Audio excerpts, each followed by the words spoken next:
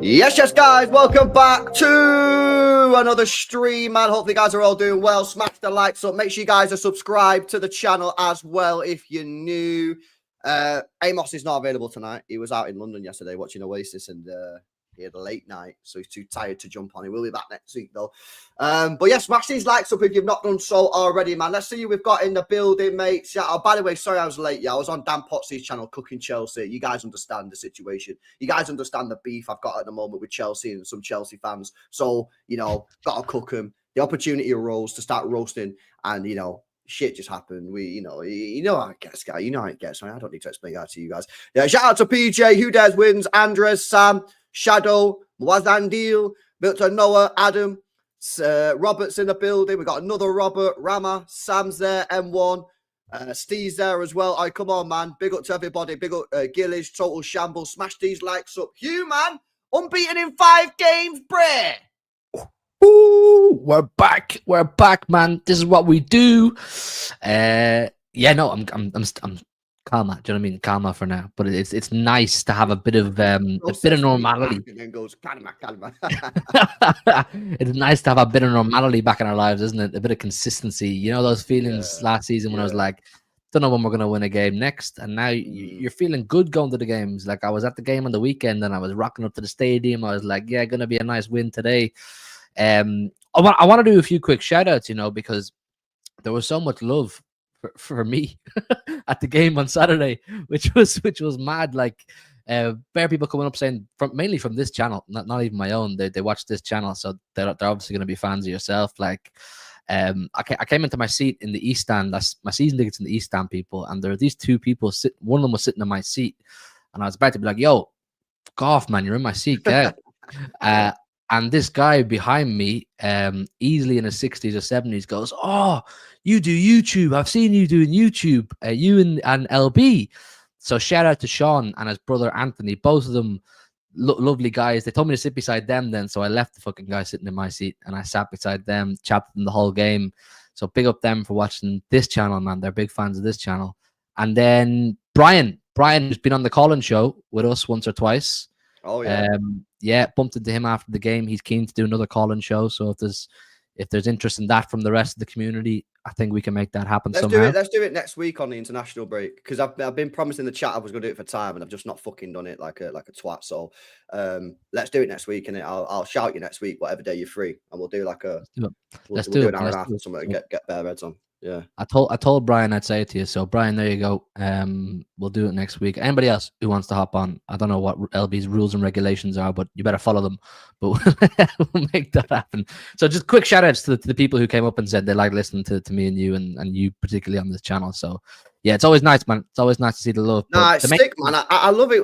I always crumble me a little bit. I'm a bit weird when people like, you know what I mean? I'm a bit like, get a bit social. Bro, I've seen you crumble. You don't do well in these situations. Chat, yeah. If I've had a couple of pints, I'm all right in it. But like, if people just like see you go non-verbal, bro. You go non-verbal. Oh, this guy. Yeah. No, it is. I struggle, man. I can't lie. You know what I mean? Let me tell them a quick story. LB Trembler. Let me tell them. We were at me and LB. It must be 3 or 4 years ago now. We went to Liam Gallagher and the Etihad. Do you remember? Oh yeah. Yeah, and we got a bit away beforehand down the northern quarter. We walked up to the Etihad. Now we're standing at the concert, and it's all chilling. We're kind of down the back near the south stand. LG's up near the north stand. And there's loads of people come up to LB. These are back in the city extra time. And he's like, "Oh, I love the channel. I could see the awkwardness in your face. You did not know how to deal with people showing you love. You were like, yeah, man, nice one." Yeah. It's awkward, isn't it? It's just awkward, bro.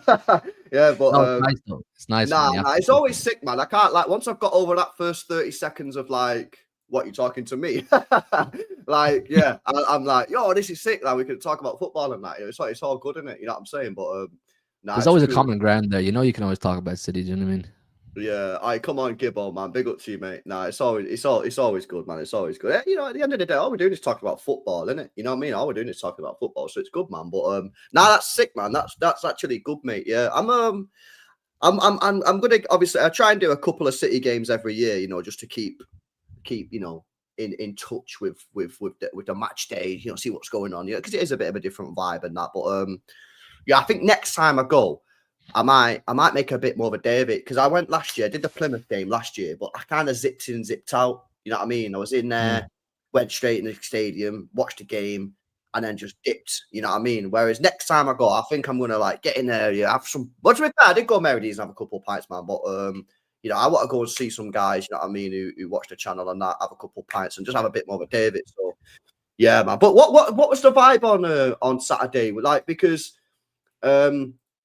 obviously the vibe has been a bit weird over the last like year, I say, with like, you know what I mean, like people not really that confident. Sometimes we see the starting 11 a bit negative, you know what I mean? Like you were watching games, you know what I'm saying? And I imagine there's a lot of like huffing and puffing in the stands. You know, on Saturday, did you notice a difference in terms of like the atmosphere, not in terms of like the noise, but in terms of like, are people more confident? Are people a little bit more like, oh, we might be getting a bit, you know, decent again, or is it still like what's the sort of vibe you saw? It changed. It changed throughout the afternoon. Obviously, naturally, with the more goals that went in, like it was kind of weird. Before the game, up until our first goal, it was kind of like it was almost edgy. But like we're not really sure how this is going to go, because you know teams of Burnley's level, with all due respect, have stung us in the Etihad over the last 12 months. So you know you can't exactly just go into the game and expect to win and expect to pick up 3 points. So while you're kind of moving along and waiting for the first goal, you're not really sure. Now, look, I'll always preface my post-match chats after I've been at the game by saying I totally analyze games way better when I watch it on TV than when I've been at the match. I don't analyze players' performances, individual performances properly when I'm at the match, but I can give you an idea of what the atmosphere was like and what the crowd was like. So obviously the first goal goes in and it kind of settled a lot of people's nerves. It's like, right, fantastic week last week with, you know, Champions League, the derby, the Arsenal result. Like, you know, we said on this channel last week, let's put a run together, let's put some momentum together, let's, you know, really get out of the blocks now. And if we're gonna make a crash on the league title race somehow, today has to be a part of that. You know what I mean? We can't really afford to drop anything today.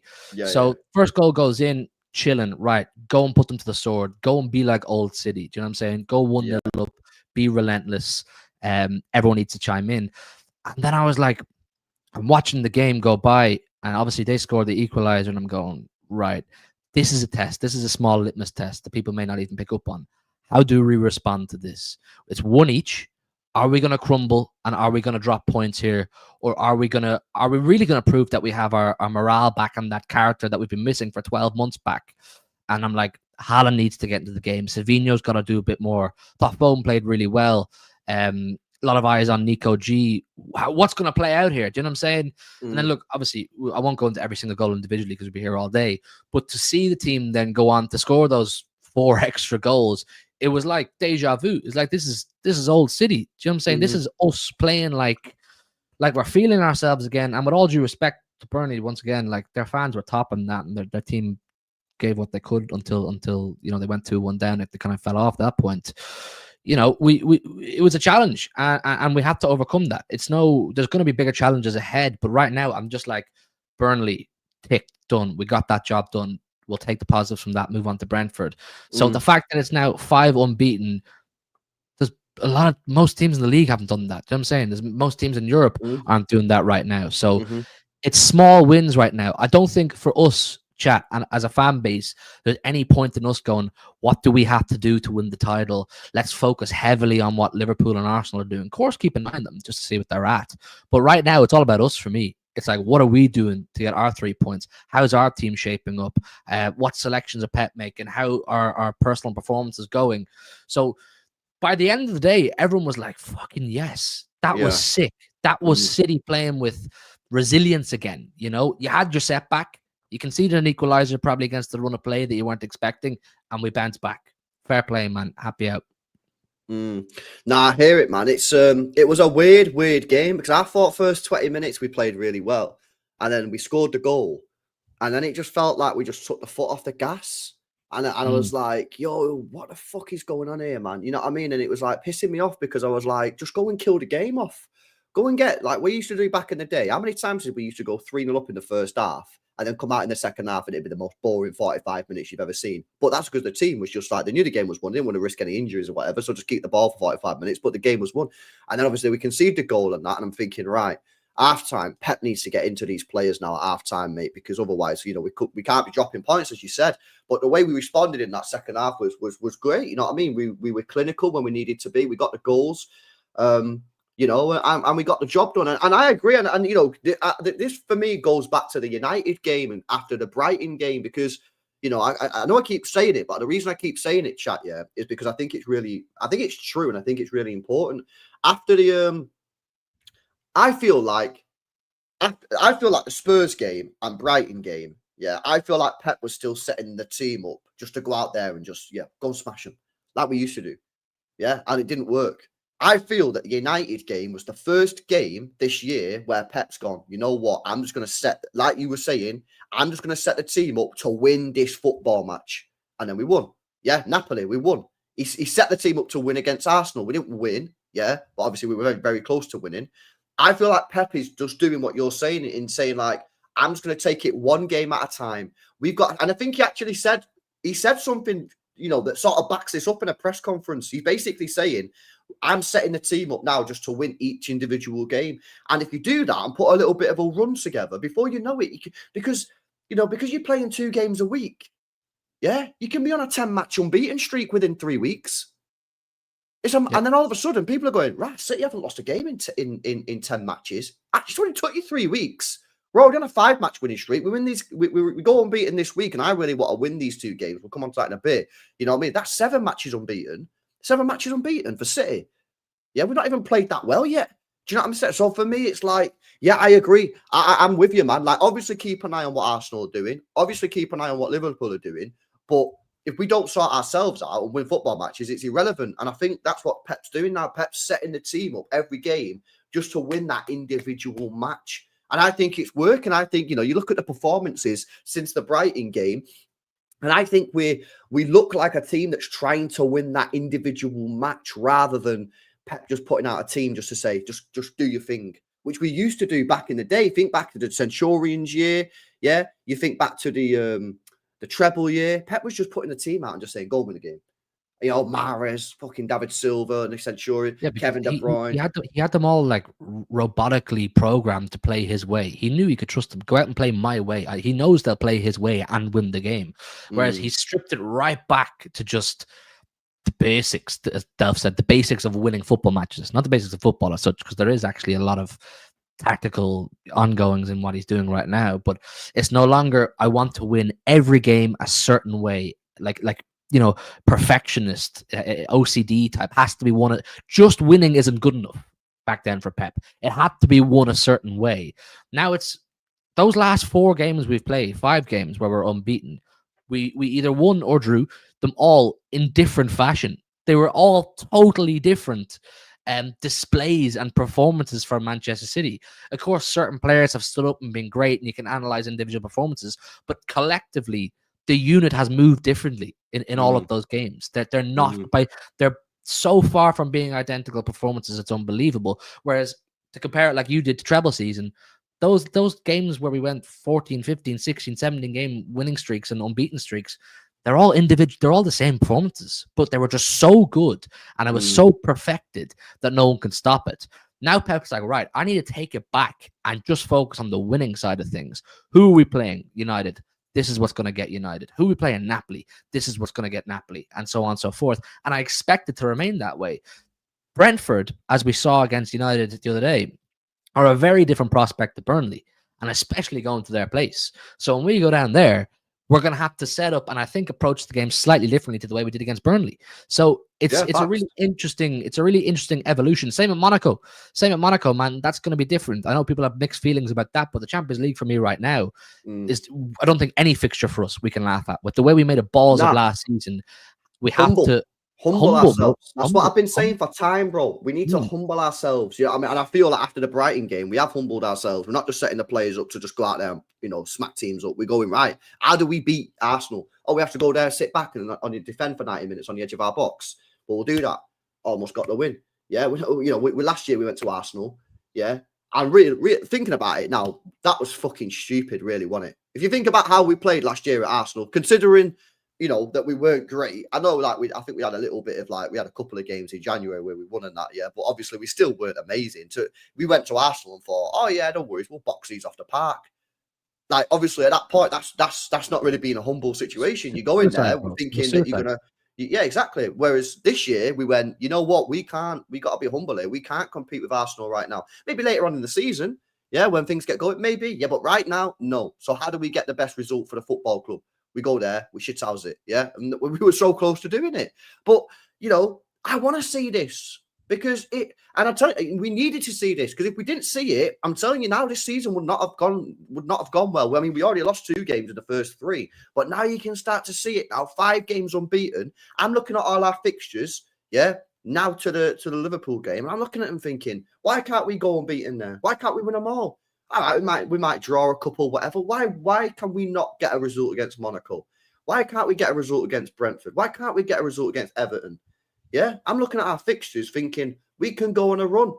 Yeah, and by the time we play Liverpool, yeah, that's in, I think, 8 games time, I think it is. Yeah, we could be on like a 13-match unbeaten streak. This is potentially. It, it's one by one. That's why I don't like what JG's saying there. We haven't beat any serious teams. Well, first of all, like, you can tell me if United are a serious team or not. That's totally up to you. We beat Napoli. If you ask me, they're a fairly serious team, and I'm not asked about who's a serious team. If we lose our next 7 games or 6 games, whatever it is, up to Liverpool, and then beat Liverpool, is the win over Liverpool worth much? No. No, facts. No. So okay. So our record against top teams is still not great. Yeah, if you look at the top 6, the big 6, not the top 6, you have to build the foundations. Do you know what I'm saying? You have to build the foundations. No, I agree, right? But that's why I was so wounded after the Arsenal game, because we've only won 7 games against in the last 23 games against the top 6 sides. Yeah, that's why I was wounded against Arsenal. It was pissing me off when people were saying, well, that's a good point. I was like, you're missing the point completely.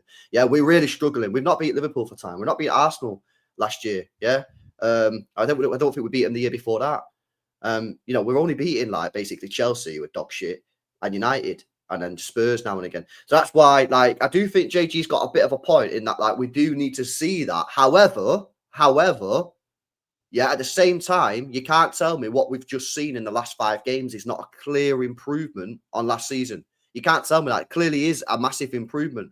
You know, anyone who's watching City this year, who watched City last year, can 100% say it's a massive improvement. Now, yes, we do need to start beating some of these better teams. Yeah, because at some point, we're going to play someone big in the Champions League, Real Madrid, right? Obviously, we're not too confident going there. We're going to play Liverpool in 4 weeks, 5 weeks' time, and we need to probably win in that game.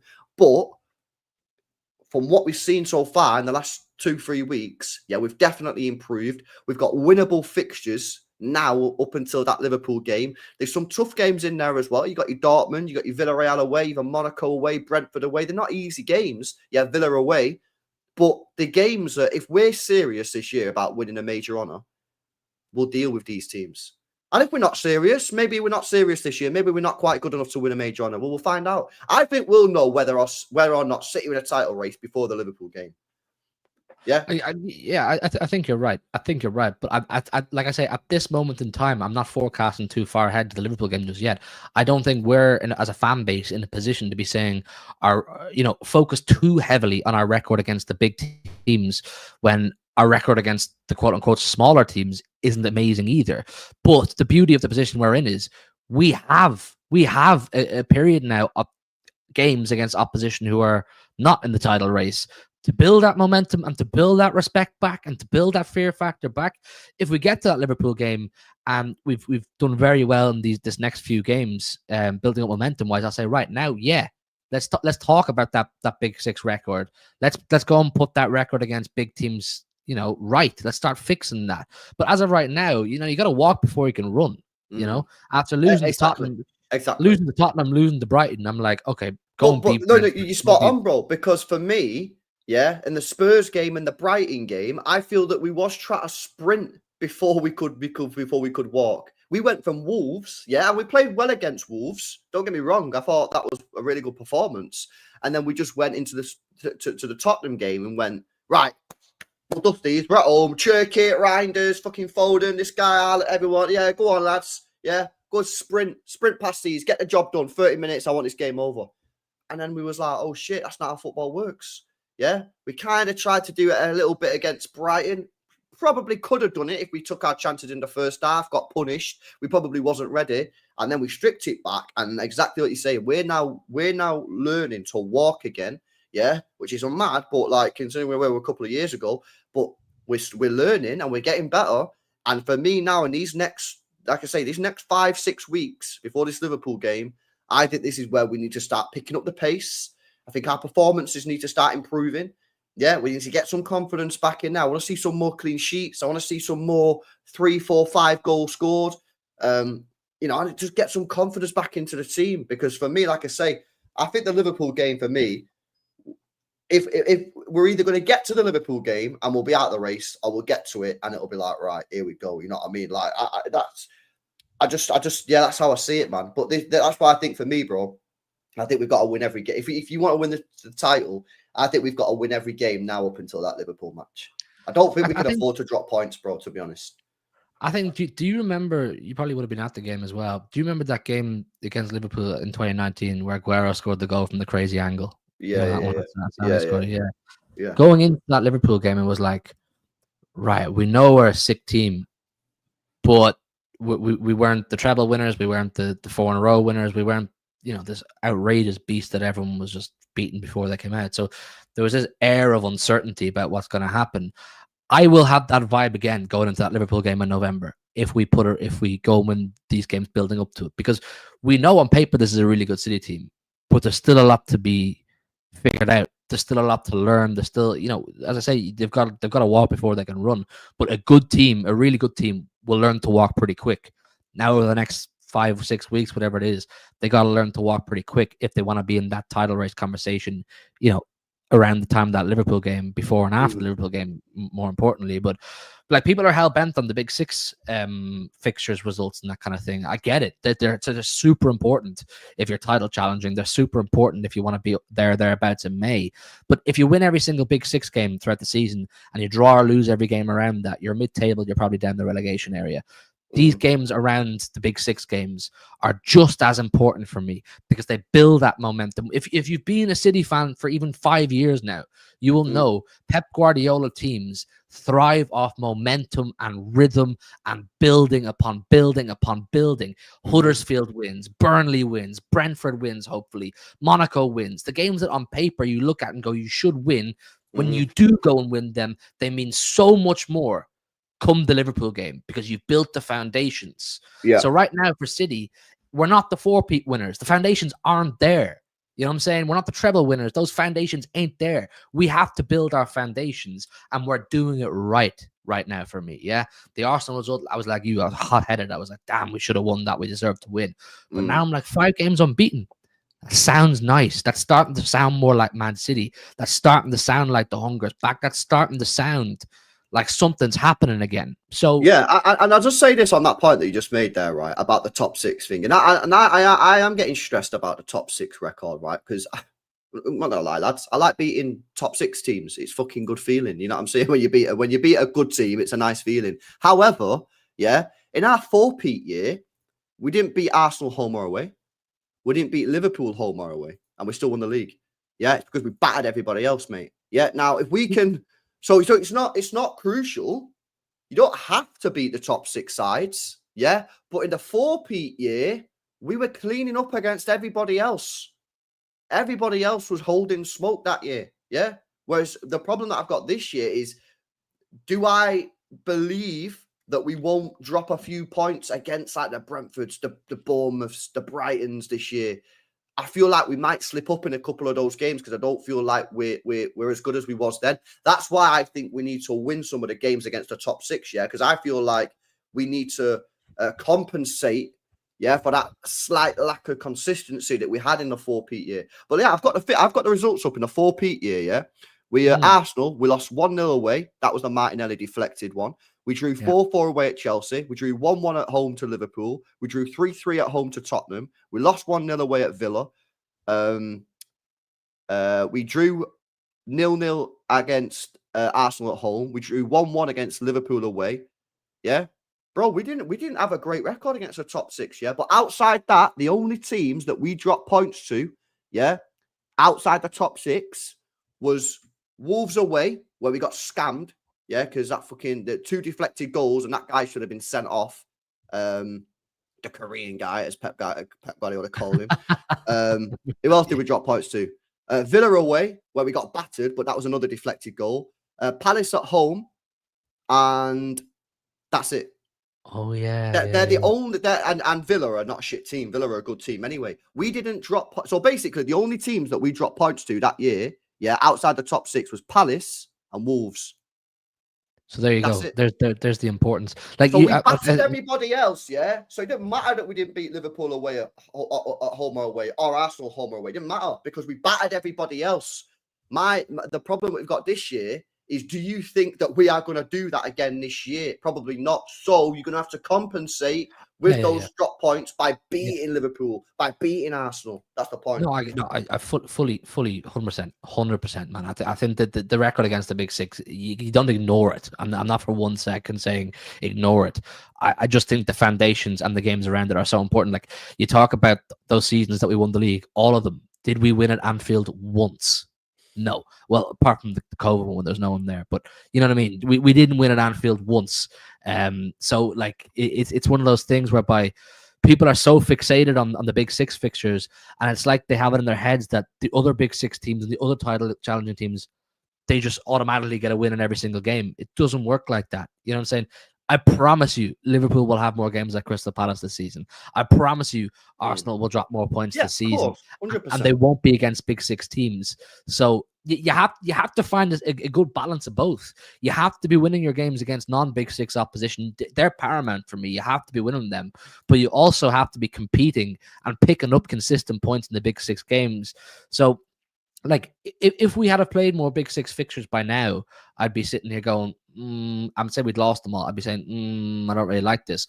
But the fact that we have 2 Big Six fixtures out of the way, and we have this run of games to build momentum before our next Big Six game, which is the biggest one so far, Liverpool at home, I like that. I think short term, it's a nice schedule. It's a nice plan for us to work with. So I don't know, man. It's I'm not stressing over the Big Six fixtures and the results against them too much, but they are. You can't ignore them either. You know what I mean? Well, you can't ignore it, but at the same time, like, if you're not stressing, you need to make sure that we're picking points up, and that's why for me, these 4 matches that we've got now until Liverpool, yeah, Brentford away this Sunday won't be easy. Obviously, they're buzzing after beating United. Everton at home, they just drew 1-1 with West Ham. That's at home. Villa away, which obviously is a tough gaff to go. They're not playing amazing at the moment. They'll probably be better by the time we play them. And Bournemouth at home. Bro, I'm not gonna lie, man. I'm looking for 4 dubs there, man. I'm looking for 4 W's, mate. I wanna get the consistency going. So when we go into that Liverpool game, we're like, fucking come on, let's have it.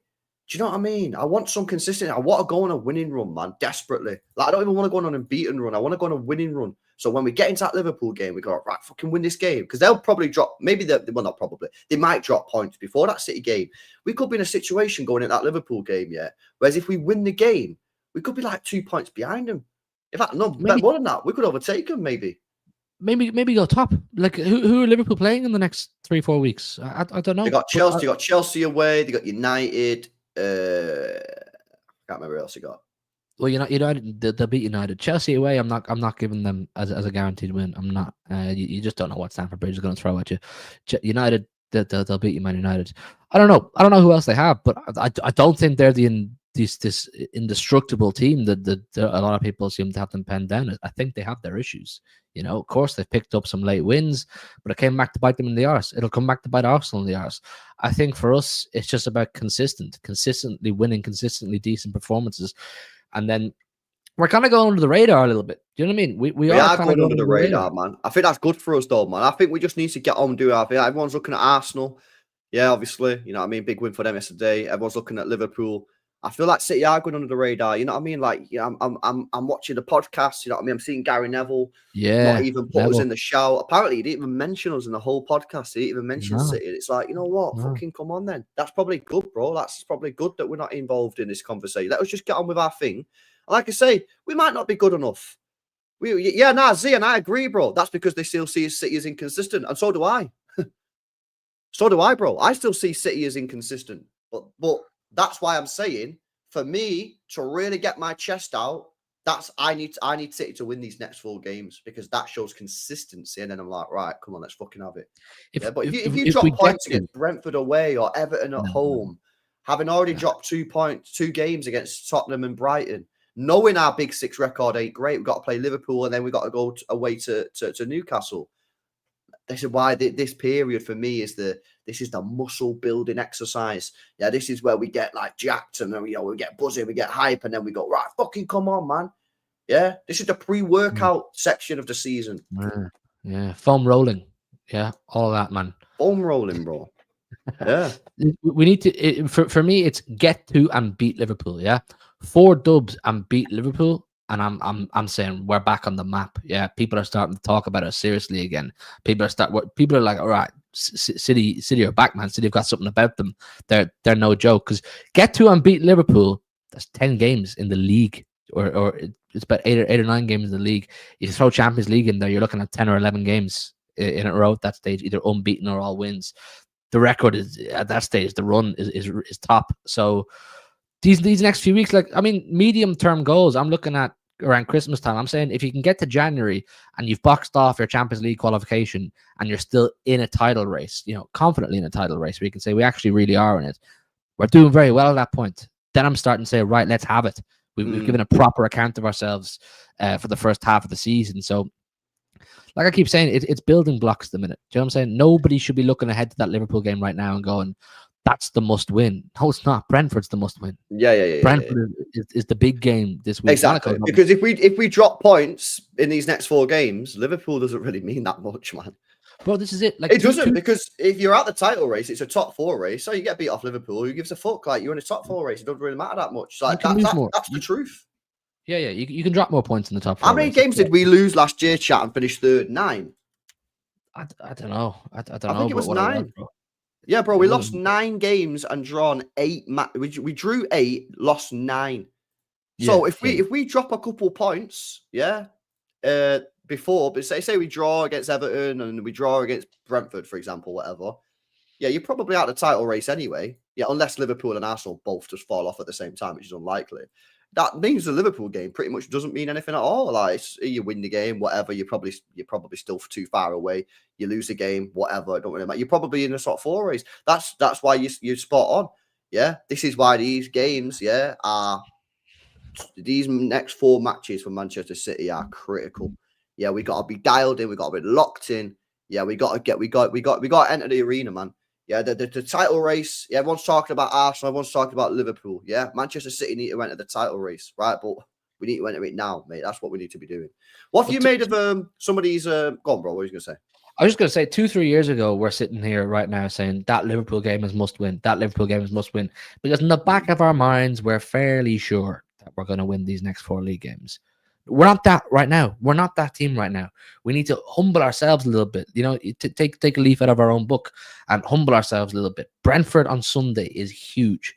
If we get to Brentford on Sunday, obviously, look, beat Monaco too. I'm purely talking Premier League here right now, people, by the way. I'm not overlooking Champions League.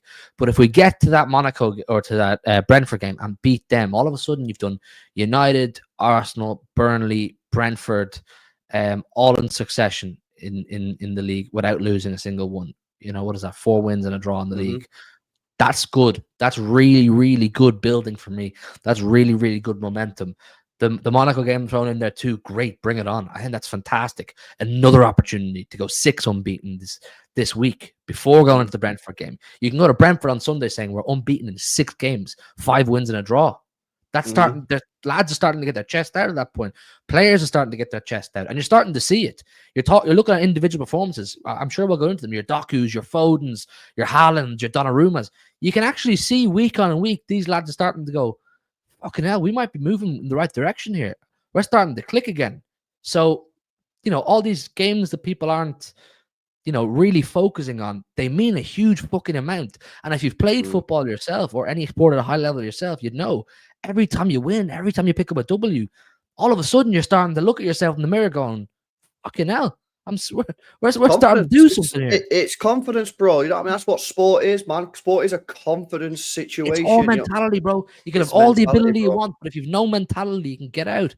That's the facts, man. That is the facts. And you know, I always say it, bro, but like it swings both ways. Yeah, and I always say it, man. Like last year when we was in that rut of one win in 14, it's because the confidence went the other way and we just couldn't get out of it. And eventually you're gonna get out of it. Yeah, you're going through a tough spot in life. You'll get through it. Yeah, you got to fucking get through it. It's tough sometimes. You'll get through it eventually. Yeah, and it's the same with football. Same with anything, bro. You just got to ride the fucking pain. Yeah, and eventually you'll come out on the other side, and then you'll fucking, you'll get on it big time. And that's what we're trying to do. Yeah, we've come through the fucking hanging phase last year. Yeah, couple shakes here, there. Started the season, couple wobbles. Ooh, are we gonna go back into a shit form and crap play like we did last year? No, we rebounded real quick. Yeah, 5 games unbeaten. Now people are looking around and going, you know what? I'm feeling good again. Yeah, but you know what it's like, guys? Yeah, you wake up on I woke up the other day on the wrong side of the bed. I was fucking fuming, mate. Yeah, honestly, I was fuming, bro. Yeah, it's not easy, man. You know what I mean? But when you're on it, it's a madness. What have you made of some of the individual performances of the players this year? What have you made of Doku, man? Doku's cooking, bro, big time. Doku's playing really well. Doku's playing really well, and it's the first time in his City career I've ever said that. He's being consistent now. He's impacting games, and the G&A is probably still not where he would like it to be or where we would like it to be. But when he's playing the way he is, you feel more like it's going to come. Do you know what I'm saying? For a long time with Doku, I was like, I don't see where it's going to come from. I'm not really sure where he's picking it up from and what he's doing that's going to get him onto the score sheet or properly impact games. But now he is. There was one. Was it him? He put the ball through for one of Haaland's goals in the weekend. I think it took a slight deflection, but it ended up with Haaland. Like, it was the right idea. It was the right kind of ball. I'm pretty sure, if I'm not mistaken. But either way, he's impacting the game properly. He's improved a lot. Do you know what I'm saying? And I'm enjoying watching him. There's loads of them, man. The same with Phil Foden. It was so nice to see the stadium adoring Phil Foden again on the weekend. Do you know what I'm saying? And having a reason to adore him. Like, obviously everyone loves him anyway because he is who he is, but it was like watching him play in his own backyard in the Etihad on the weekend. Do you know what I'm saying? It was like this is his house, and we're all here to watch him play football, and this is the way it should be. This is the way it was always meant to be. And after last season, whatever trials and tribulations he had, fair enough, he's only human.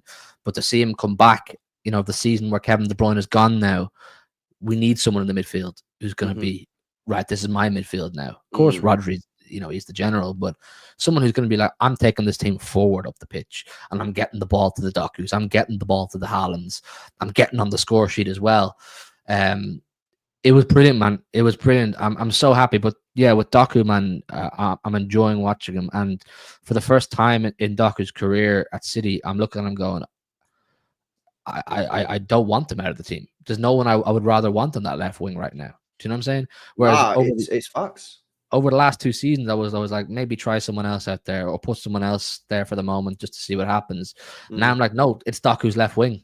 Doku has it right now, and like where I sit in the stadium, I'm very fortunate to be close to the pitch on that left-hand side when we're attacking the south stand. So I was able to watch him closely. Even his body language, his movement, his communication. The guy's hungry. The guy looks really, really hungry to impact. He's always asking for the ball. He's moving in field, which he never did before. He knows when the right time is to hug the touchline. There was times where I was looking at Kyle Walker while he was marking him. Kyle Walker was stressed. He wasn't sure what to do at times, genuinely. And we've watched Kyle Walker at his peak, and I've seen Kyle Walker in person at his peak dozens and dozens of times. Jeremy Doku had Kyle Walker stressing. So big up to Doku, man. I'm very impressed with him. I'm very impressed with what he's doing, but once he gets more consistent now with getting the ball to Haaland, getting the ball to the danger area in the box, he'll be one of the most feared wingers in world football. He will, because at that point, it's facts. It's facts, and I've said this for 2 years. If Doku can get that ball to a City player in the box more consistently, he'll be one of the best wingers in world football. Yeah, it's a big if though, but so far it's looking pretty good. I mean, this year, I don't know if you know this, bro. In the whole of last season, yeah, he got 3 Premier League assists. 6 Premier League assists. He's already got 3 this year. He's already 50% of his entire assists last year in the Prem in 6 matches. Yeah, he's already. I think he's got 2 Haaland assists now this season. Is it, chat? Is it 2? Yeah. That's the same amount that he got in the previous 2 years combined, bro. But that's no coincidence, bro. He earned those. They're his. Do you know what I'm saying? Like he properly got them. And when you watch him now, you can see what he's trying to do. You know what he's at now. There's actually method to his madness. Whereas previously, it was just madness to me. I was like, he's really fast. He's really strong. He's got quick feet. Not sure what the guy's at half the time. Now there's method to his madness. You can actually see what he's trying to do. You can actually see he's thinking about his next steps. And he's thinking about, if I drop into this pocket or move out to this space, I can use this to my benefit and get the ball to this spot. He's thinking about it. He's using his brain. He's no longer a headless chicken out there. I'm enjoying watching him, and I think it's something you have to give him massive credit for. I think he's worked a lot on this. He's taken this very seriously. And as a football fan, all I will want is that my players are giving their all. That's the bare minimum you can ask for, both in terms of the mental side of things and the physical side of things on the pitch. Are they trying to improve? Are they trying to get better? He is. So I can't criticize the guy. Fair play to him, man. I want to see the same from Savinho now too, and then I'm a happy guy. Yeah, check this out. Big up Steven. I don't know if he's in the chat, yeah. But this pass from Doku, he seemingly locked it off this season, isn't it, chat? This pass, so he basically, Doku's over there on the left-hand side, and the pass where he plays it in between the defender and in behind the ball, in behind for the runner. And again, we're getting runners into the box. This hasn't really happened over the last couple of years, yeah. This pass, he did it for Arsenal. He did it against Arsenal. For Haaland, when Haaland should have squared it to Foden, that was a Doku pass. He did it in this game here. I don't know how he's unlocked this, but he seemingly unlocked this pass. And you know what? His weight of pass is fantastic. This is the thing with Doku, yes. And I've said this for 2 years, bro. If he can start getting his end product on it, fuck me, you got a player on your hands. You've got a player on your hands. You know what I mean? Like it's a crazy one. So hopefully it continues, mate, because the guy's cooking. Yeah, he's one of the first names on the team sheet for me. Yeah, he's already got four goal involvements this season. He's averaging a goal involvement every 110 minutes, which is phenomenal. Top class numbers. And let's see what can happen. I'd like to see, getting involved in scoring some more goals a little bit. You know what I mean? Got no goals yet in the Prem, but it's early days. I'm looking at Doku. Because you remember we did that spreadsheet, bro? Should we revisit it and see what we said? Yeah, man, go on. Let's do it. The thing with Doku is that while you're getting it up, like that pass you're talking about, it's so much more effective than people will give it credit for. People on with the naked eye will give it credit for. He doesn't make that pass 12 months ago. He doesn't have it in his locker. He now knows that defenders are doubling up on him a lot of the time. He did have 2 defenders on him a lot of the time, but he's using that to his advantage, and he knows there's extra space now, and all he has to do is manufacture himself to be able to use that space, which he's doing. So, fucking credit to him, man. So these were our targets, right? So the chat, this is I don't know if you guys was in the stream, but when we did like the first Hugh LB stream before the season started, we put all the players on the list, yeah, and we did a GA targets, yeah. So this is goals and assists, chat, yeah. Oh no. What were we thinking, bro? Nuri 12 and 16. We do not know, bro. How long are we doing YouTube and we still don't know ball, man? No, because I think Nori got like 11 or some shit like that for Wolves, bro. Yeah, he ain't getting 11 this season, bro. I think the Reinders thing is probably bang on. I think Reinders is already on 4 involvements this year. He's not even played well. So that's probably looking good. Nico G on 8, probably about right. Nico O'Reilly on 5. Actually, funny enough, Nico O'Reilly might be playing a little bit more than Nori, so we might have to revisit those. Cherky obviously got an injury. Yeah, I went for 30 in all comps. You went for 26. Foden 30-35. Marmoush 30-35. Again, that might have to be revised down because you look at Marmoush now and you think, you're actually probably on a bench at the moment, bro. I'll be real with you. Savio, fuck knows what you're going to get from him. Doku, 20 and 24. I'm looking at those Doku numbers now thinking I'm probably going towards more your numbers, 25. I'll probably up that to Bob 13. I still probably think that's probably about right. And Ireland 50-50, yeah. I don't think there's that many stinkers on that list. Can we do like see in the column F there? Maybe just write September there, and let's put their September stats in now, and then we'll add it at the end of every month, see where they're at, so we can see how they're growing month on month. If they've had a strong month, if they've had a slow month. So I mean, look, I can try to get up their stats really quickly if you want. Yeah. So what? So here, yeah, August, yeah. We'll do August, September. We'll call it August, September because it started late in August, didn't it? Yeah. Oh, so you want to do it as one, yeah? Yeah, we'll do call it Aug Sep, whatever, like Aug Sep, yeah. Yeah. Aug Sep. Right, let's fucking whack some numbers out here, boys. Let's update the spreadsheet. What's the best website again to get all the stats? In fact, I can just get it up now. I'll go Yeah. Manchester City. Here we go. Manchester City stats players. Here we go. Right, I've got it here. Right, let's update. Right, so this is all comps in it. Yeah, this is all comps, man. Yeah, people have to get that. And remember, we had this with the chat before. Like they didn't fathom we're talking all comps. Yeah, that's why I added that. It's all goals and assists, you bozos. Yeah, so it's everything, right? So you've got. Let me sort it by goals. Right, so Haaland is on 10. Yeah, he's hitting 50. He is hitting the 50. Foden is on 4. I'd offer you a high cash out for that Haaland one right now. Oh, bro, he's gonna destroy it, man. I can't lie. Reinders is on 4. Reinders will cook that one, bro, because he's not even played well and he's already on 4. Nunes, did we have Nunes on the list? Nah, bro, we disrespected that guy, man. Bro. Jezza Doku is on 4. Savinho's on 1. Cherky's on 1. Nora, has he got anything? No, I don't think so. I don't think he's got nice. Oh wait, what's that? Oh no, it's a yellow card. Marmouche has got 1. Bob must have 2 or 3. Oh yeah, Bob. No, Bob's got 1. Is just the one? Yeah, Bob's just got 1 assist. Nico O'Reilly, has he got anything? I don't think so. No, he's not got nothing. 0. Nico G, 0. Rodri, has he got 0? Yeah, 0. And the Night Nora is 0. So that's where we're at, bro. I don't hate it. I don't hate it at all. Nah. What's the averages? You're looking at an average of like the whole team.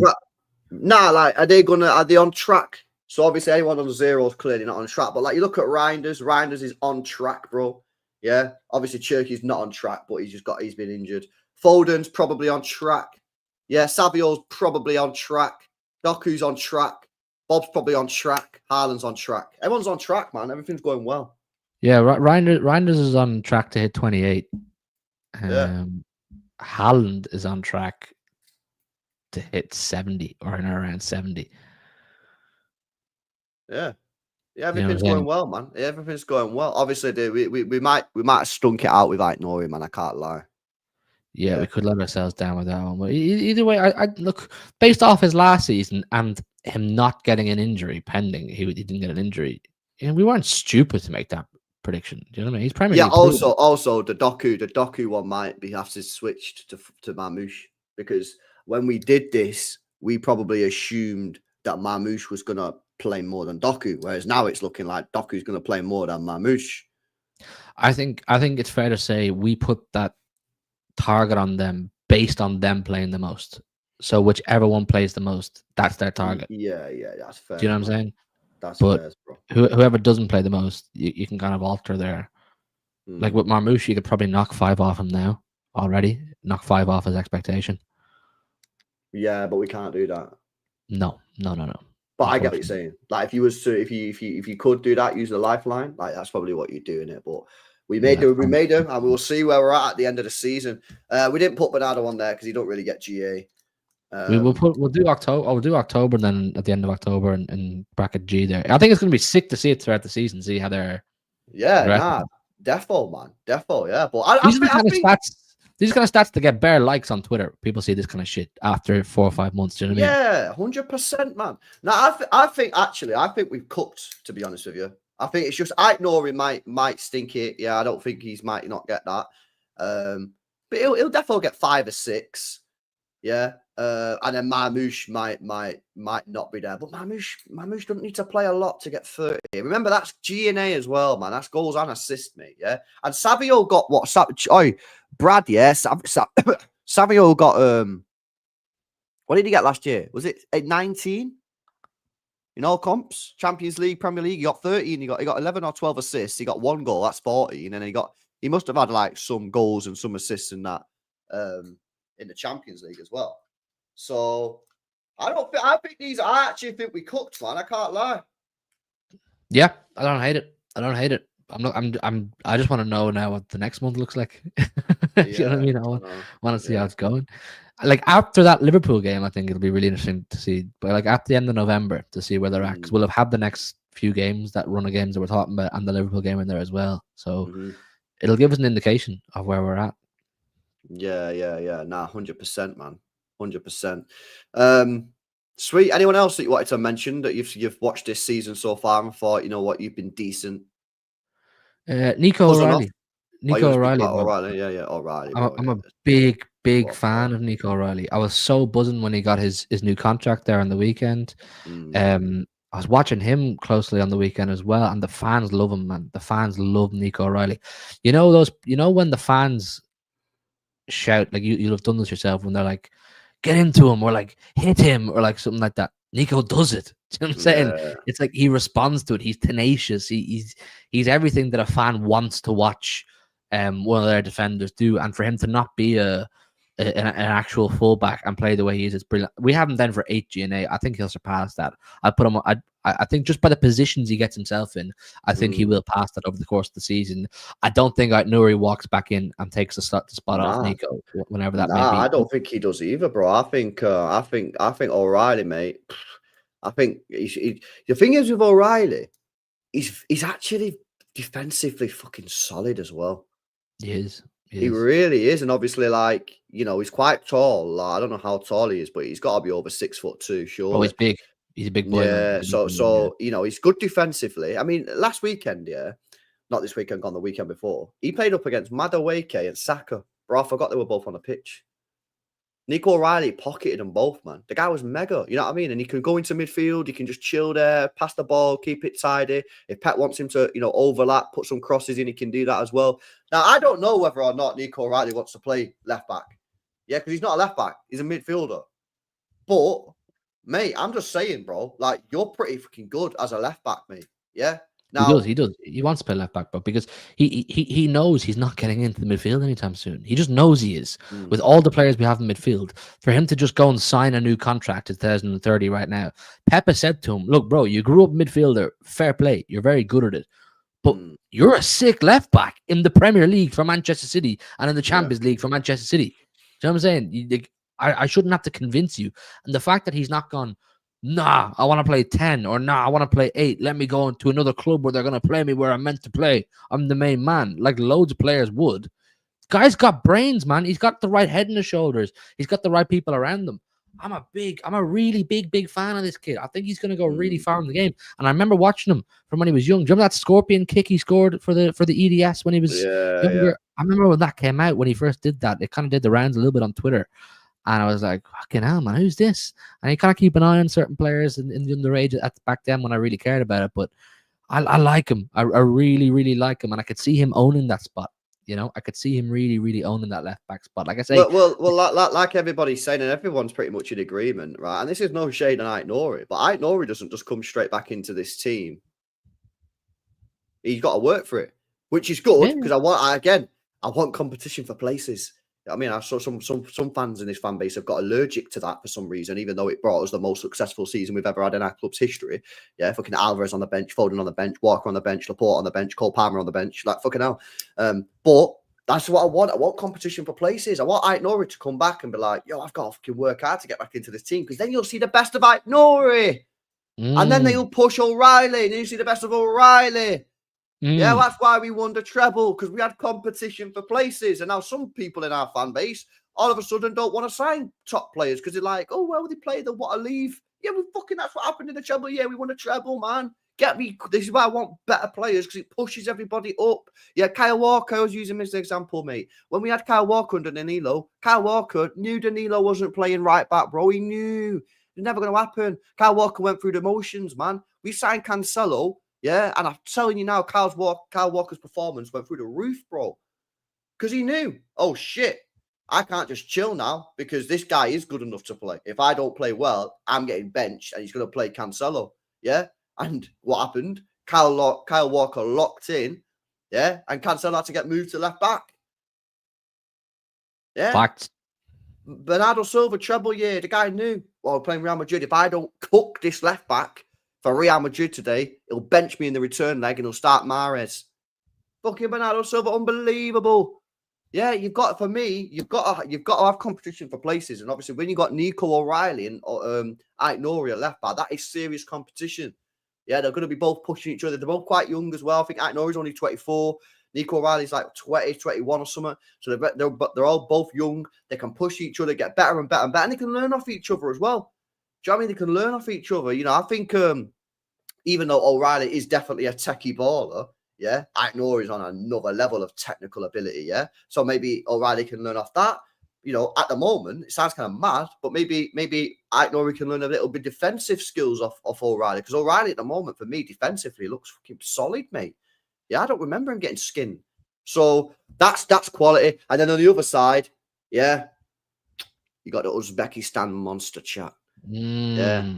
Oh, bro. I love this guy so much, man. I can't lie. Yeah. I can't lie, bro. I don't know. When I do my first travel vlog, yeah, I'm torn. I don't know whether to go to Algeria or Uzbekistan, innit? I don't know where to go, bro. Because I've always been, I'm going to Algeria. I'm going to go Algeria. I'm going to hire a car. Yeah, I'm going to drive into the desert, see what I want in the desert, see what's cooking and that.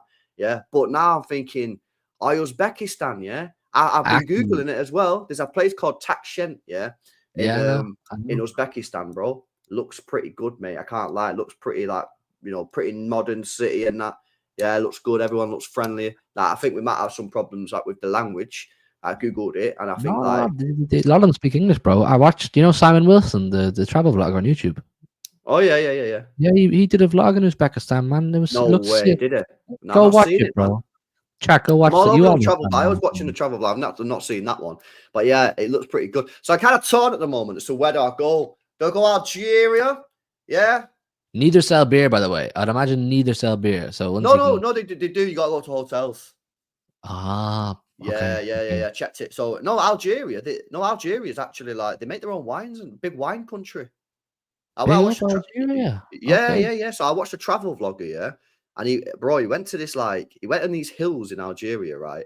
And there's a restaurant in the hills in Algeria, yeah. And it's overseeing the valleys, yeah. And they have their own wine and that. There you go, Louis. Yo, big up knowledge, bro. Look at this knowledge, man. It says Algeria apparently used to make wine for France. Oh, I just thought it was a Muslim country, so I assumed they. No, it is, but obviously, like, they still sell it in that because it's not 100%. There'll be some non-Muslims, right? And basically, this guy was sat in this restaurant. Oh, chat, it was fucking mint, yeah. He sat in this restaurant in the hills, yeah, eating some scran, and he's sat on the balcony, and he's just sat in front of all these hills, yeah, in Algeria, drinking Algerian wine, eating Algerian food, just chilling, bro. It looked mint. I was like, bro, I need to get on that, man, 100%, bro. Yeah, but I've not seen the travel vloggers in Tashkent in it, so I don't know what's going down there. But I've seen pictures online, and it looks pretty modern and that. I'll go, bro. I'll go Algeria. I've never been to. You'll go Algeria, bro. Do you travel vlog? I would that, bro. I'll go, bro. I'll go, and we'll just make a travel vlog channel. Travel vlog, bro. I didn't say that'd be funny. I'd chat, man. I need to do it in it, boys. 100K likes, and we'll go to 100K likes. Yeah, no, I do definitely need to do it, man. I definitely do it. Nah, come on, man. Me and Huey go Algeria, see what's cooking, man. But yeah, how's your French? You speak French or nah? No. No, I was about to try and speak French there, but I learned French for 3 years at school. I know bonjour, comment apple 2, and je m'appelle. What's comment apple 2? Bro, I don't even know what it means. It's comment tu t'appelles. It's comment tu t'appelles. What's your name? What? Comment tu t'appelles. Comment apple. What? What do you say? Comment tu t'appelles. Nah, it's comment apple 2, isn't it? It ain't 100%. chat. Common I Tapple swear 2. down, bro. I swear down. That's what it is. Common Tapple 2, isn't it? Yeah, I never even did French. It's Common tout appel, not Common There's Tapple got to be 2. one French don in this chat who knows who's right in it. Like, I'm defo right on that, bro. I went to a language school, bro.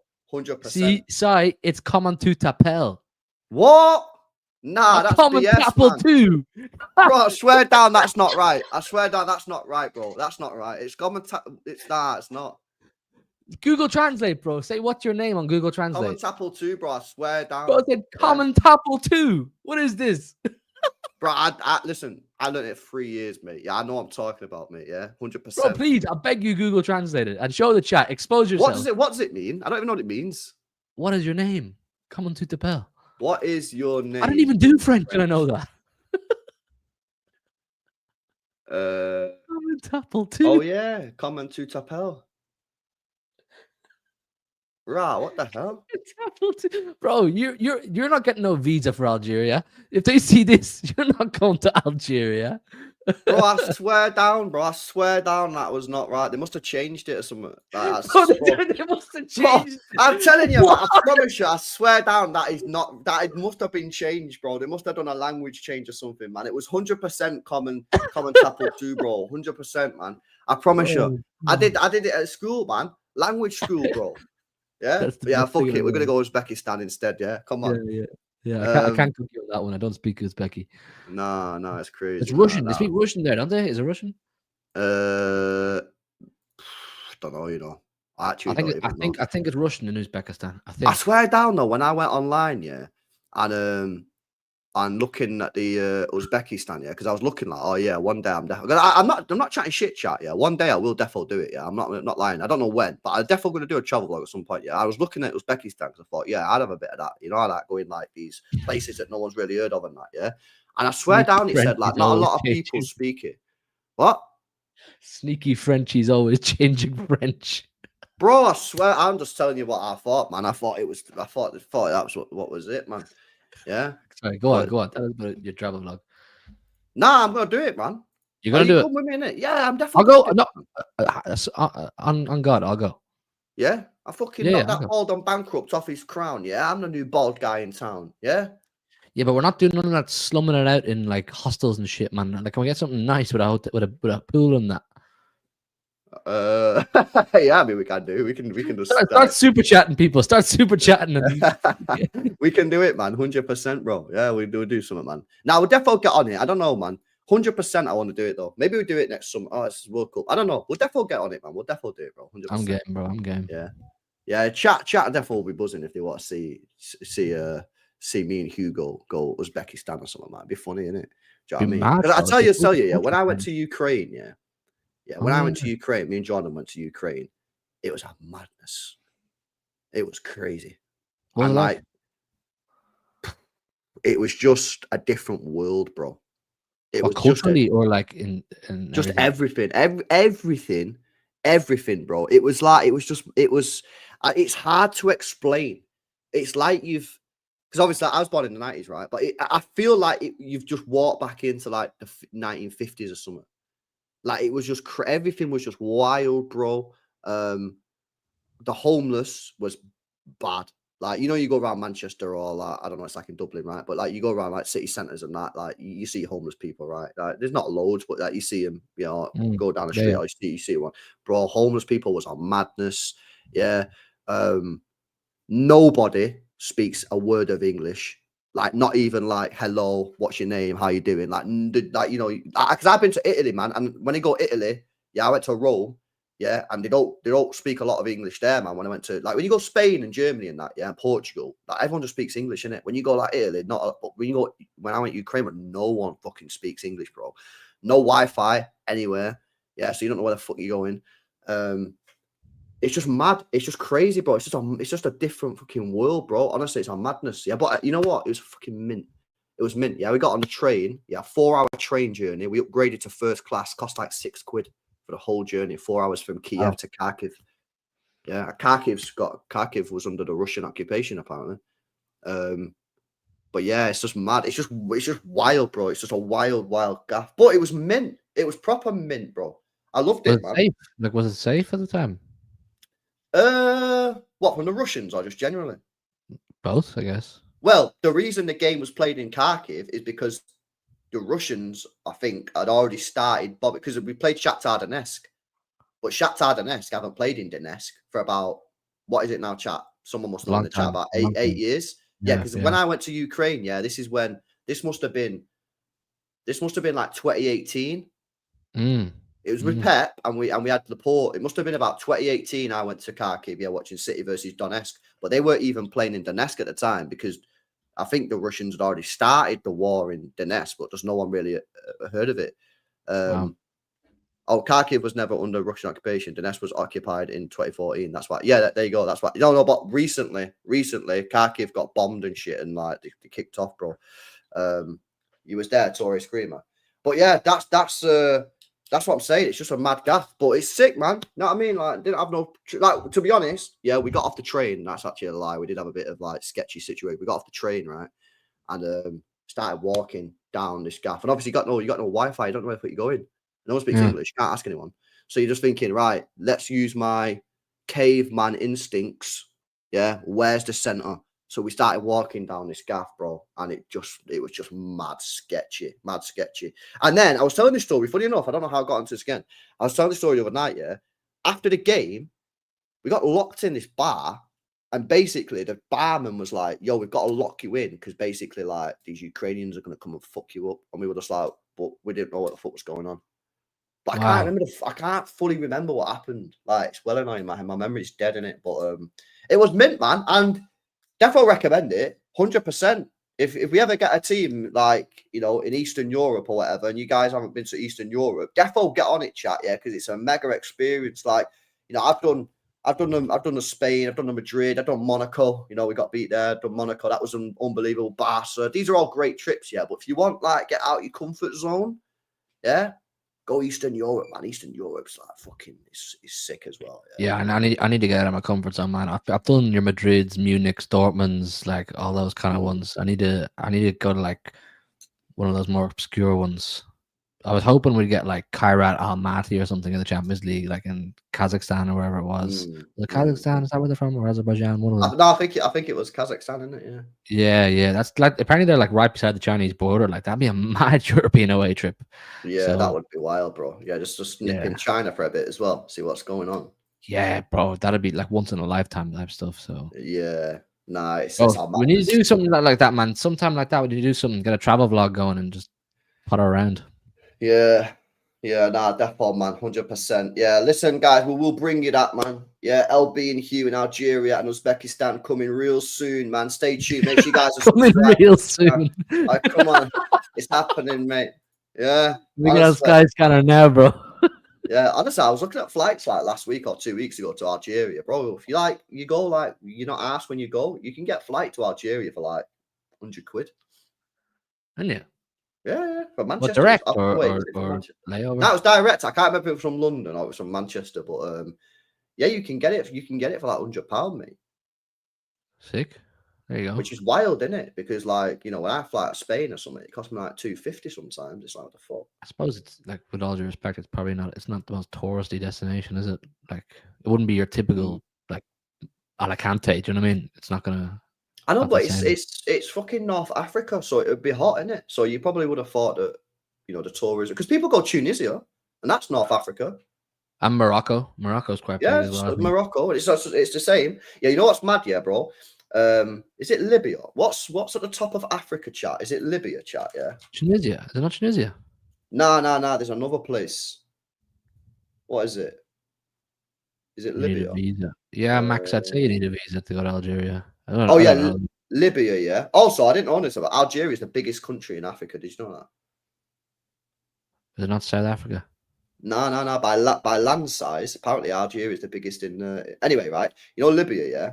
Libya's in between Algeria and Egypt, yeah. I told this story before, but I don't think I've told Hugh, yeah. I was on holiday, yeah, like it was like 8 years ago. Right, on holiday, I was in the pool. Some guy comes up to me, English guy. He's like, yo, he's saying like, yeah, just chatting to him and that. What job do you do? Standard small talk and that. I said, oh, what do you do? And he said, oh, I'm a private security guard. I say, oh, like, what do you mean, like on the doors or what? And he said, nah, I protect like politicians and shit. I was like, wow, what? And he told me, yeah, that Libya is the nicest gaff he's ever been to in his life. He said the beaches are the best beaches he's ever been to in his whole life in Libya. Yeah, but he said apparently, I think they've got like a war going on or some shit. I don't know, but basically the guy was like, yeah, it's well nice. If they can sort themselves out, it's like it'll pop off, you know, the tourism and that. But yeah, he goes round protecting all the big like Don politicians and like the billionaires and all that kind of shit around there. So he got like 4 of them. I think he used to be in the army or something. He said you have to be in the army or something like that. Yeah. And now he's got like a group, him and like he's got like 10 lads that work for him, and then they just get fucking hired by politicians and like billionaires whenever they go into like a sus country or whatever, and they just go and protect them and that. And he said it's mad. He said they get paid for the job. Obviously, they probably get paid quite a fucking lot. And he says all these guys just give them like fucking like watches and like yeah, because they just be like, oh, I've got to watch it. I don't want it, or you know, just throw it. It's mad. I was like, right, that's mad. I said, how'd you get inside? He said, oh well, I did the army or whatever. And then he come out the army, and then he needed a job, and he thought, fuck it, I'll go private security, I think it's called. Yeah. But imagine doing that as a job, bro. It's dangerous though, bro. Very dangerous job. It's a madness. He gets like danger money. Yeah. But bro, you know, security guards in like Asda, they get danger money. What? I'm not joking. What are you talking about? Asda? No, they fucking don't get danger money in Asda, bro. What are you talking about? Shaq, can someone tell this bozo the truth? He's been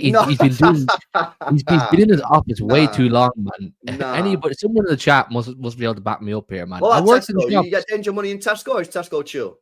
Bro, no, I worked in loads of retail. I worked in loads of them here in Dublin. I worked in Tesco, but we didn't have a security guard there. It was too small. I worked in a shop around the corner from me, slightly bigger one, an upmarket one. We had 2 security guards there. Shout out Jamal and Mohammed. Both of them got paid danger fees. Bro, I'm not joking, bro. Danger money for working in Asda. Bro, you get people coming in trying to rob the place with like knives and shit, man. Right, and you just go take it, bro. Bro, you need to get out of your office a bit more. Do you know what I'm saying? This is no, that is crazy. I can't believe you just said that, man. That is wild. Right, anyway, man, I'm gonna go bed, man. You need to go bed as well, bro. I can't believe you don't look it up, man. Look it up. There's no way you're getting danger money for working in Asda. Not to be like behind the tills, like the security in Asda, the lads who stand at the doors. Do you know what I'm saying? Yeah, but surely that's just their normal wage, isn't it? Why are they getting extra money on top? But they're on a higher wage because they're adding in the danger money. There is danger money between the Bro, stop laughing. It's true. Oh my god, danger money at working at Asda. That is fucked, man. So is it just Asda or like legit question? Or you get I meant all like major grocery stores, like a big one, like the big Asda, the big Sainsbury's, the big Morrison's, all that. So co-op, you don't get. Bro, end the stream, man. End the stream. Chat, smash the likes, make sure you guys are subscribed, and we'll catch you in the next one. Peace out.